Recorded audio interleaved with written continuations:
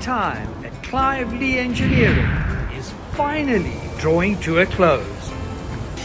Hello my friends, and welcome to another episode of A Dream Called Meraai. And I can kick off by saying we are about to leave Clive Lee Engineering right early on in this episode. The little issue with my the oil sensor lights, that's been sorted out. The guys are going to be cleaning her up. They're going to do one last test drive. Looks at my hope it's the last test drive here. Then she's going to go across to our mate Tyron. Yeah, you can see the weather's it's a bit rainy, which is good. We love the rain, but I'm a bit concerned because we haven't sealed that roof yet. Another thing that Randy pointed out to me is that when you open the doors and it's raining, you get wet, man.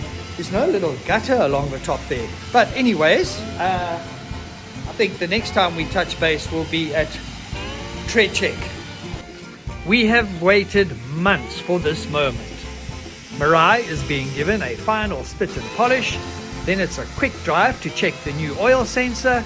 Then we are off to tread check for the final leg of this topsy-turvy journey. There we shall do some paint touch-ups, fix the roof leaks, change all these paddle locks for bigger ones, and sort out a few other little issues. This is A Dream Called Meraai.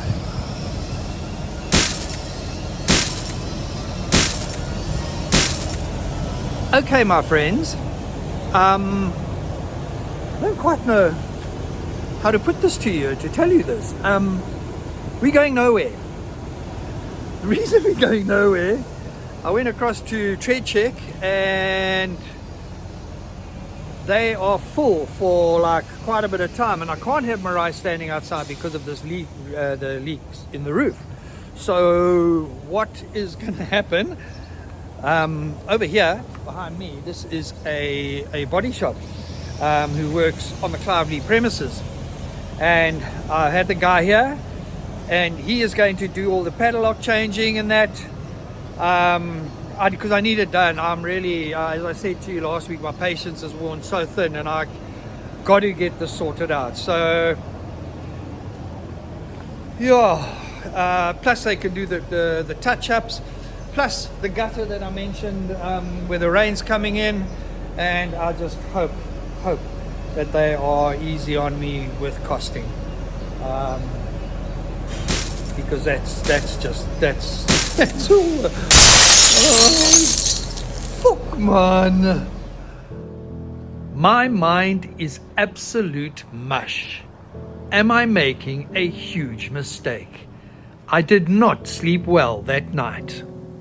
This is my early morning face, and the reason why you are seeing this unshaven early morning face is because I've got a lot on my mind.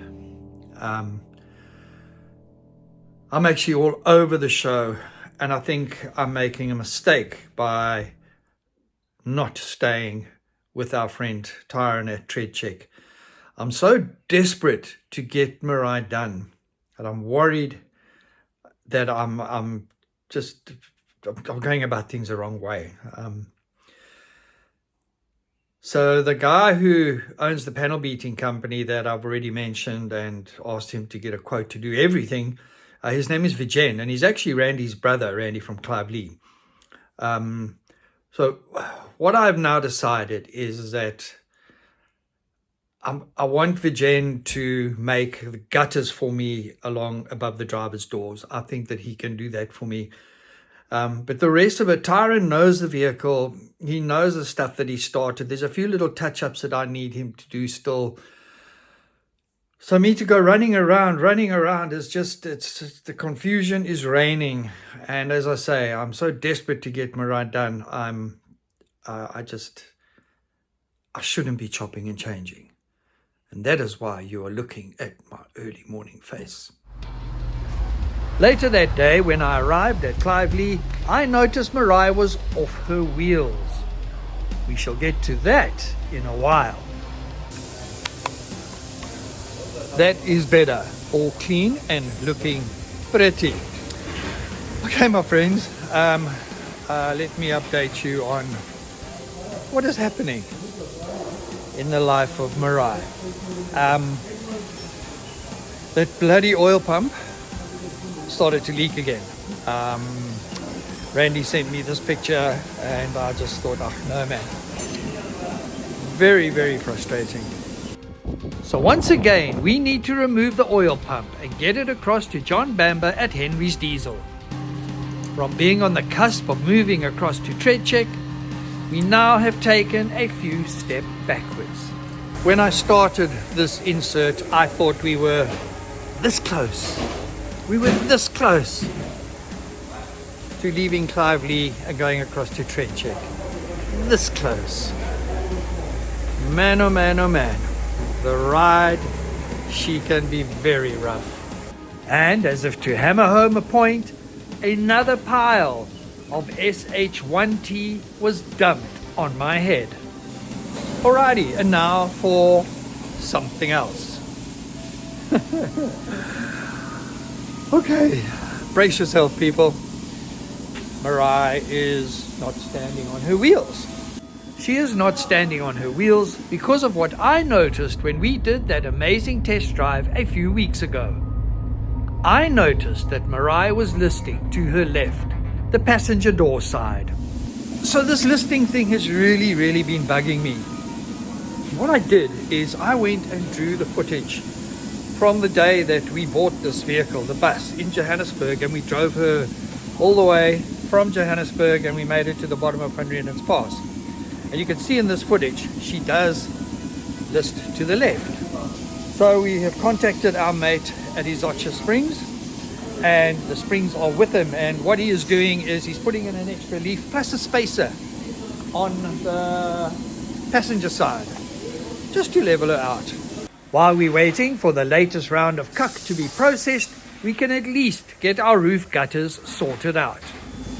Regarding the guttering, on this side, the passenger side of the vehicle, the awning has got a built-in gutter to it. I remember when we designed that bracket, there's a very effective gutter that runs the whole length. But when you get to the passenger door, there is no gutter. If you come across to the driver's side, it's a totally different story. There is nothing, not for the entire length of that vehicle. There is no gutter up there, so I'm waiting for a quote for that. And so the barrage of punches continues. It is taking everything I have not to be knocked out. This has been such an iffy week, and I've got to cut it short. Today is actually Thursday. I am driving up to the Natal Midlands to go and scatter our dear mother's ashes along with some of my family members, so I will not be doing any more filming. And yeah, so then next week we'll get back and carry on with this mission of ours. And man, we are now missioning. This is the real fuss bait. And yeah, I can confidently say it's a mission that I have never had to go through before, and I have been in a fuss bait situation that none of you folks would believe. This puts all of those fuss bait sessions to shame. So on that note, my friends, please, you must all of you just look after yourselves, your families, your possessions. You must keep safe, and no matter how difficult it is and how hard it gets, keep those dreams alive. We have to keep the dreams alive.